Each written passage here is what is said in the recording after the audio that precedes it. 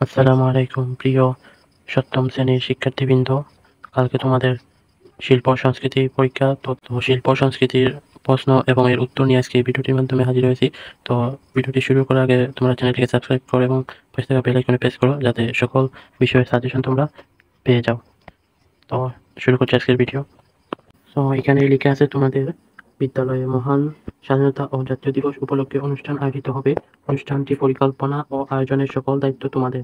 স্বাধীনতা দিবস উপলক্ষে বিদ্যালয়ে সজ্জা থেকে শুরু করে কি কি পরিবেশনা হবে তা তোমাদের আলোচনা করে ঠিক করবে। মনে রাখতে হবে এটি পরিকল্পিতভাবে ধাপে ধাপে করতে হবে।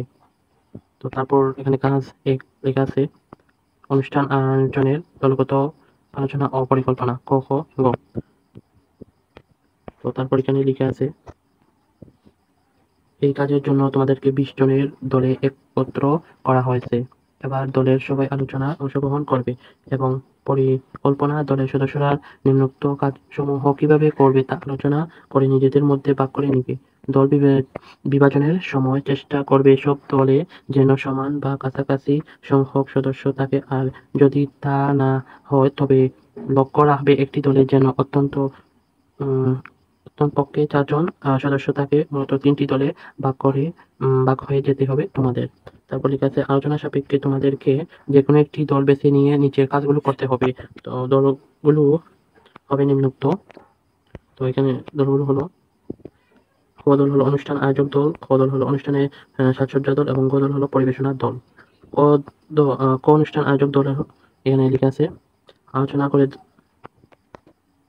আলোচনা করে দলের কাজের একটি পরিকল্পনা লিখবে, যেখানে 1 নম্বরে থাকবে অনুষ্ঠানে একটি নান্দনিক নাম দিবে। তারপর 2 এ বলা আছে অনুষ্ঠান সূচি তৈরি, অনুষ্ঠানের সময়সীমা, বিভিন্ন পর্যায়, পরিবেশনা তথ্য ইত্যাদি উল্লেখ থাকবে। 3 নম্বরে বলা আছে অনুষ্ঠানে আগত অতিথিবৃন্দদের একটি তালিকা। 4 নম্বরে বলা হয়েছে অতিথিদের জন্য একটি আমন্ত্রণপত্র আঁকো ও লেখো। 5 নম্বরে বলা হয়েছে যে অনুষ্ঠানটি পরিবেশনা করতে প্রয়োজনীয় উপকরণের তালিকা তৈরি, অর্থাৎ অনুষ্ঠানের আয়োজনের পরিকল্পনা মূল্যায়ন খাতায় লিখবে এবং তার মধ্যে কোন কাজটি তোমার অংশ হবে তা উল্লেখ করবে।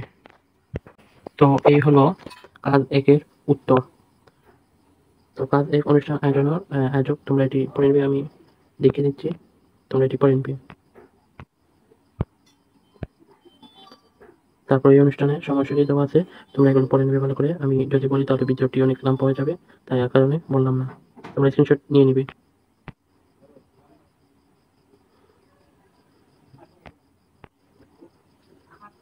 তারপর 3 অতিথিদের তালিকা।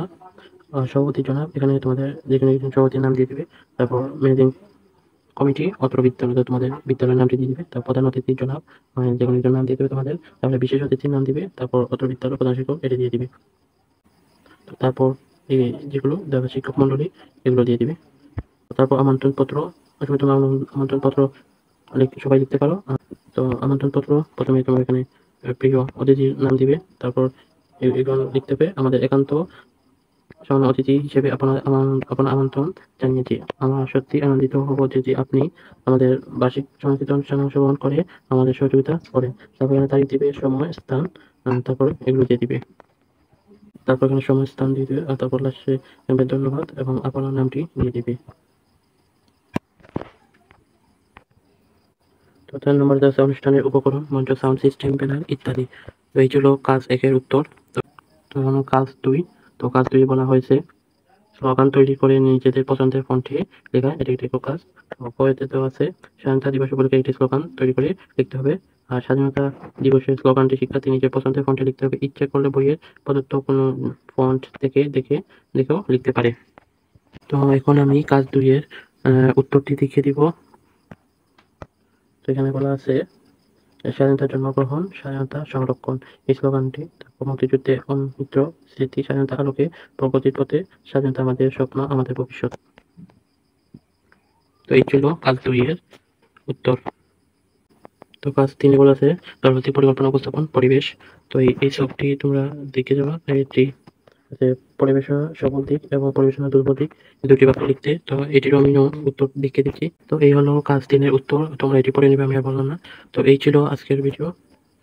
তো ভিডিওটি ভালো লাগলে আমাদের ভিডিওটি একটি লাইক করো এটি কমেন্ট করো এবং বন্ধুদের কাছে ভিডিওটি শেয়ার করো এবং পরবর্তী বিষয়ে সাজেশন পেতে আমাদের চ্যানেলটিকে সাবস্ক্রাইব করে পাশে থাকো। সবাই ভালো থাকো। আল্লাহ হাফেজ।